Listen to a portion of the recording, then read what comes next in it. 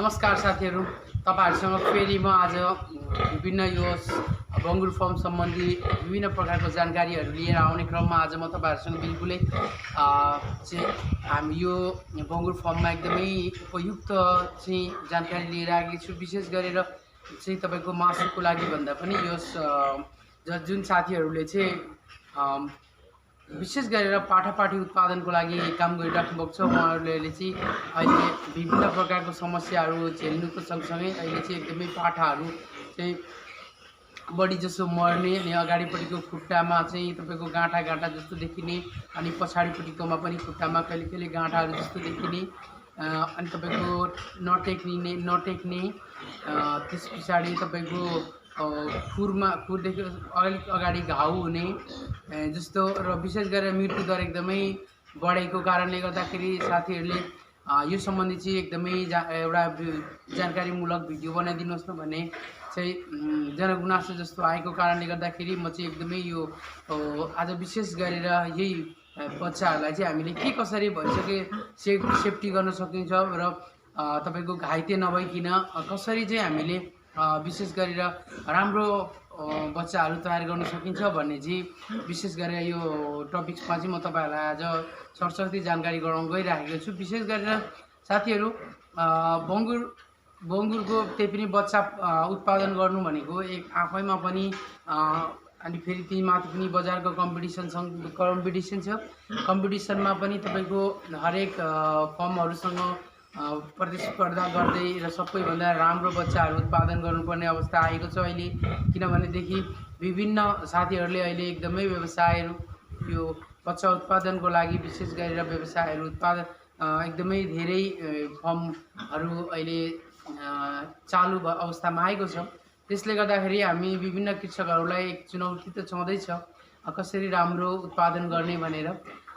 त्यसमा पनि तपाईको फेरि मृत्यु दर वात्तै बढ्दिने कारणले गर्दाखेरि कृषकहरू दिनौदिन पीर मार्कामा परिराख्नु भएको छ र आफ्नो विभिन्न प्रकारको आफ्नो समय, आफ्नो लगन, आफ्नो पैसा, विभिन्न प्रकारको घाटाहरू बिहोरिराख्नुपर्ने अवस्थामा मैले आज तपाईहरुलाई यो पाठाहरूलाई कसरी एकदमै राम्रो साइजमा लिने अनि तपाईको बच्चाहरूको मृत्यु दरलाई कसरी कम गर्ने भन्ने बारेमा आज म तपाईहरुलाई सरसर्ती जानकारी दिलाउन गइरहेको छु। साथीहरु विशेष गरेर बच्चाको सबैभन्दा पहिले के गरौँ के कुरा म तपाईहरुलाई जानकारी दिन चाहन्छु नि घाउ अगाडिपट्टिको घाउ अनि र खुट्टामा किन त्यो खुरभन्दा माथिल्लो भागमा किन तपाईको घाउ हुन्छ अनि तिनीहरूले केही कारणले गर्दाखेरि बच्चाहरू प्रशस्ति रूपमा दुध खान नसक्ने अनि अरू स्वस्थ बच्चाहरूसँग कम्पिटिसन गरेर दुध खान नसक्ने त्यसले गर्दाखेरि त्यो एकदमै नाजुक अवस्थामा आउने र दिनदिन दुध खान नसक्ने अवस्थामा आइसकेपछि उसको मृत्यु समेत भइराखेको अहिले पुष्टि आएको छ र जनगुनासो आएको छ। त्यसको लागि एक मात्रै सही उपाय हो साथीहरु, हामीले प्रशस्ति रूपमा सोतरको व्यवस्था गर्ने।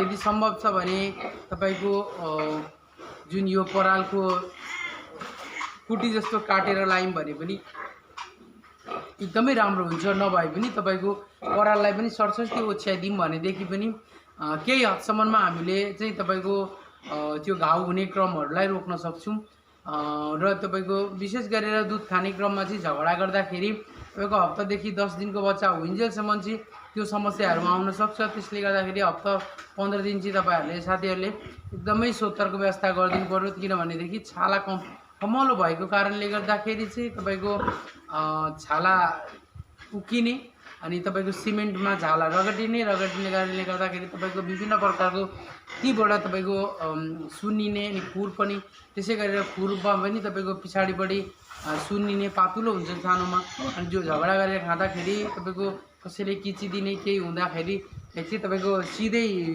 सिमेन्टसँग जोडिने अवस्था आएको कारणले गर्दाखेरि तपाईहरुलाई एकदमै राम्रो होस् भन्ने कारणले यो पराल एकदमै महत्त्वपूर्ण छ, जसले गर्दाखेरि तपाईको छालाहरू रगटिँदैन। त्यसमा नरगटेपछि घाउ हुँदैन। घाउ नभएपछिदेखि एकदमै बच्चाहरू दुध टाइममा खाने र झगडा गरेर खाए तापनि आफूले चाहिने जति अगाउन्जेल दुध खाने भएको कारणले गर्दाखेरि बच्चा एकदमै हेल्दी रहन्छ।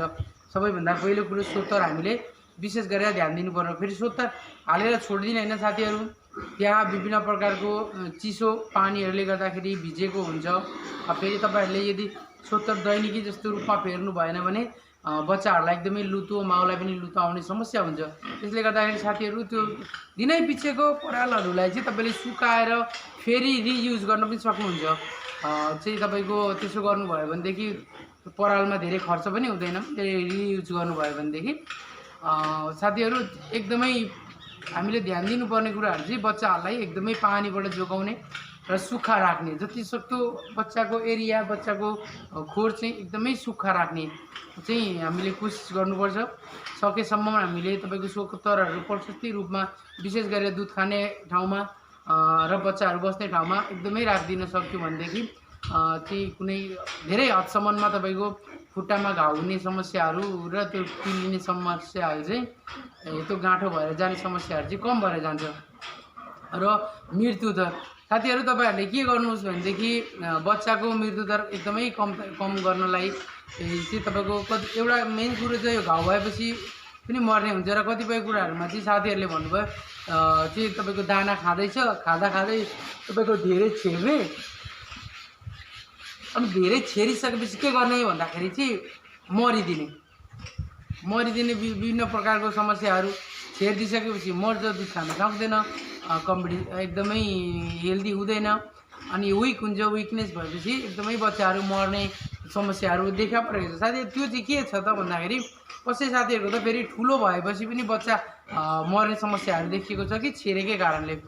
साथीहरू यो छेर्ने चाहिँ के छ भन्दाखेरि कहिले त चिसोपन, एकदमै चिसोपन ज्यादा भए पनि हुन्छ र डाइरेक्ट हावाको मात्रा, अब खोर चिसोका छ तर हावा चाहिँ डाइरेक्ट आयो भने पनि छेर्न सक्छ साथीहरू।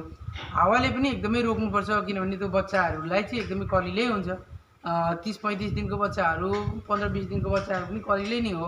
त्यसले गर्दाखेरि एकदमै हावा डाइरेक्ट ठुलो हावा आउने छ भने त्यसलाई पनि रोक्नुपर्ने एकदमै जरुरी हुन्छ। विभिन्न प्रकारको समस्याहरू चाहिँ नआओस् भनेर हामीले हेर्नु पनि आवश्यक हुन्छ। वरिपरि चाहिँ हेर्न एकदमै आवश्यक हुन्छ साथीहरू।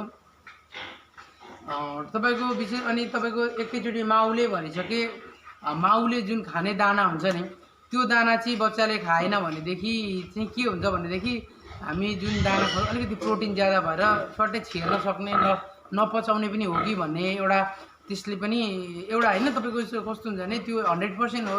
माउले खाने जुन बच्चा चाहिँ बच्चालाई खाइदियो भनेदेखि चाहिँ त्यो पचाउन सक्दैन, सजिलै उसको जुन भित्रको पाचन प्रणालीहरू चाहिँ एकदमै एक्टिभ भइसकेको हुँदैन सानो ठुलो दानाहरू पचाउनलाई। र बरु हामीले सम्भव छ भने साइडमा सानो S1, S0, S2 जुन उपलब्ध छ तपाईँहरूसँग त्यो पनि तपाईँले युज गर्न सक्नुहुन्छ बच्चालाई। यदि त्यो दिनुभयो भने के हुन्छ भनेदेखि छेर्ने एकदमै कम्ती हुन्छ साथीहरू। यस्तै खालको विभिन्न प्रकारको चाहिँ जानकारीहरू तपाईँहरूलाई चाहिने अथवा विभिन्न प्रकारको जानकारीहरू चाहिँ तपाईँहरूसँग पनि डाइरेक्ट पुगोस् भन्ने चाहिँ तपाईँको चाहना छ भनेदेखि साथीहरू मेरो यो पिग फार्मिङ च्यानललाई चाहिँ प्लिज सब्सक्राइब अनि लाइक गरिदिन नबिर्सिनु होला। यस्तै विभिन्न प्रकारको म जानकारीहरू लिएर आउने नै छु साथीहरू। अहिले आज चाहिँ म विशेष गरेर तपाईँको बच्चाको मृत्युदर कसरी कम गर्ने भनेर चाहिँ मैले तपाईँलाई सरसर्ती दिएँ।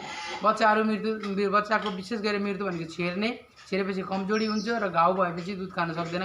विशेष गरेर यो दुईटा चाहिँ तपाईँको कुरामा हामीले विशेष गरेर ध्यान दियौँ भने बच्चाको मृत्युदर एकदमै कन्ट्रोल हुन्छ साथीहरू।